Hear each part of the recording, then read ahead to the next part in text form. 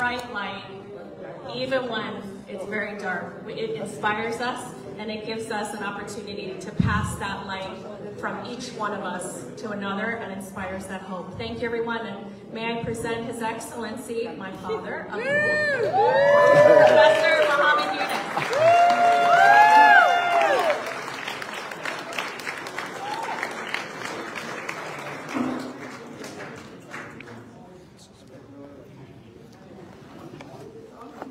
Hello, everybody.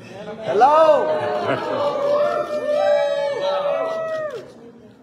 It's wonderful. You brought the whole New York in one place, and maybe out of New York too. Some of them came from outside. It's wonderful to be here with you, and I didn't expect so many friends to be here tonight. It's really rejuvenating. It's exciting for me to see you. And what a turn of events. You're all doing the protect units, trying to keep me out of jail.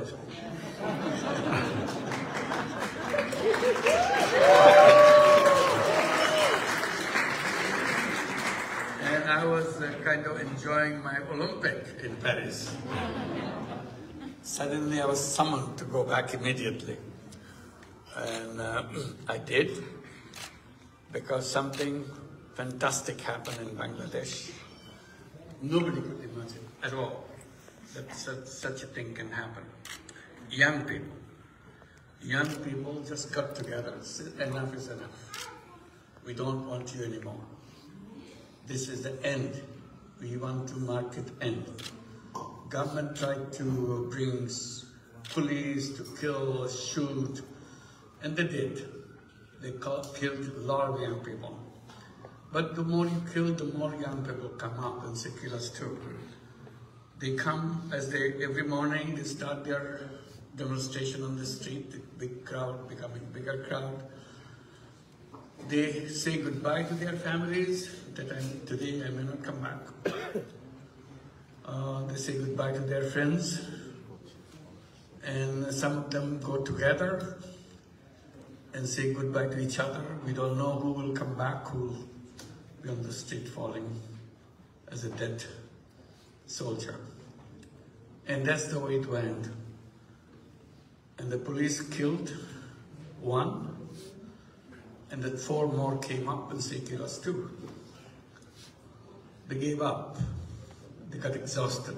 They don't know what to do in a situation like that. You're supposed to be opposing, you're supposed to be resisting, you're supposed to be many drastic things. But you're not doing that. You simply say, I'm here. And they stop killing and just complain to their bosses that why are we doing this? Because they keep coming. You kill 1, 3 more comes up. You kill 3, 30 more comes up. So kill us too. So that is the spirit in which the whole revolution took place. It's a revolution of no example anywhere in the world. It's unarmed young people. They didn't throw any stick, they don't throw any stone to anybody. Simply saying that we don't want you. And we have a new Bangladesh in our mind. And they elaborated what this new Bangladesh is all about. That's a dream that they have. And they're very articulate. It's not this kind of a conversation you see, jumbled up conversation. It's very precise conversation. They came up with the strategy nobody ever thought could be done. There was no leadership. So you cannot arrest somebody that you're the leader. The leader goes out and the whole thing stops. No. It's a kind of spread out leadership. 1 goes, 2 more comes up. And nickname they got themselves as coordinators.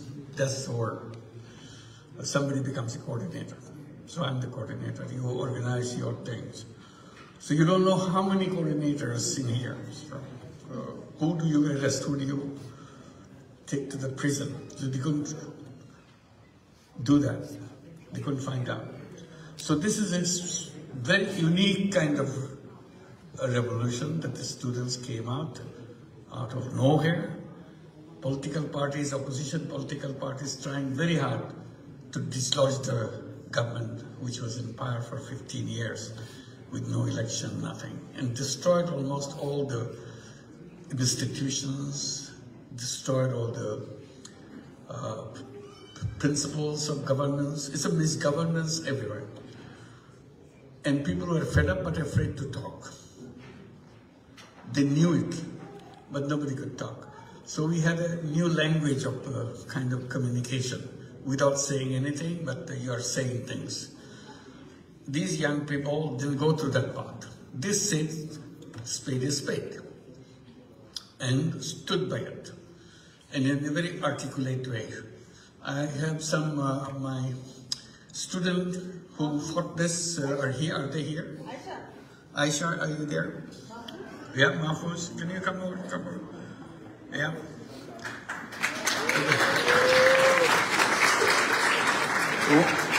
One of those curious leaders in the whole episode that you heard about the revolution, that's her.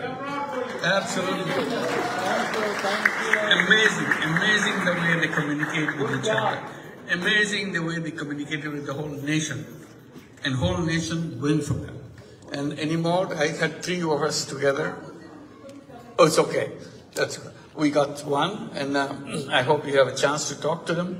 This is an amazing story.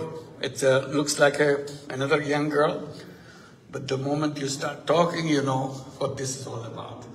The articulation and the thinking process that goes beyond every word they speak out.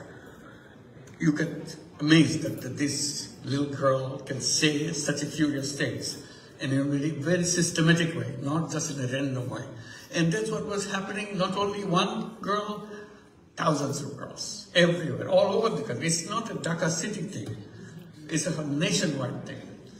And unless you see this, you cannot believe things like that happen. So when the 5th of August, finally, Prime Minister Sheikh Hasina left the country, after all these students saying that's the only way you can do it, you resign and leave. Didn't say leave, resign. But she left the country and tendered her resignation. And the vacuum, all the people from the political party disappeared because they know that the reprisal is coming. And that's the time they called me up in Paris. I was in the Olympic, enjoying my Olympic thing. They said, you come back right now because we want you to head the government. I said, well, how am I going to head the government? What am I supposed to do? I said, oh, you come and take the oath. That's it. So I came back, and immediately I was taken to the building where the oath-taking ceremony was supposed to take place, and oath-taking takes place, and suddenly I'm in charge of the government, you see.